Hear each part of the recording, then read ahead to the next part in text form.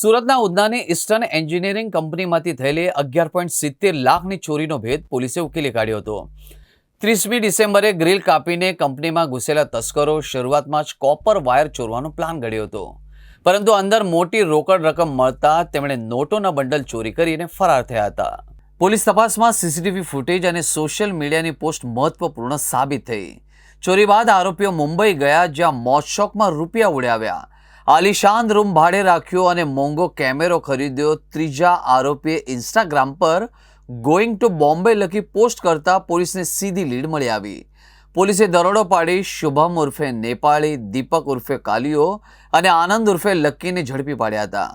દીપકે રેતીના ઢગલામાં છુપાવેલા રૂપિયામાંથી 6.5 લાખ રોકડ રિકવર કરવામાં આવી હતી અને વધુ તપાસ ચાલુ છે. આરોપી શુભમ નેપાળી અને દીપક ચોરી કરી હતી.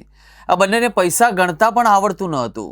શુભમે અડધા રૂપિયા લક્કીના ઘરે રાખ્યા હતા, તેમજ ચોરીના પૈસામાંથી રૂપિયા 11,000નો રૂમ ભાડે લીધો હતો. એ ઉપરાંત ચોરીના પૈસાથી નવો કેમેરો ખરીદ્યો અને મીના બારમાં પણ રકમ ઉડાવી હતી. ઉધના પોલીસે ઝડપી કાર્યવાહી કરીને ત્રણેય આરોપીને કાયદેસર રીતે ધરપકડ કરી આગળની તપાસ હાથ ધરી છે. પોલીસે હવે ચોરીના બાકીના પૈસા તથા અન્ય ગુનાઓમાં સંડોવણી અંગે તપાસ હાથ ધરી છે.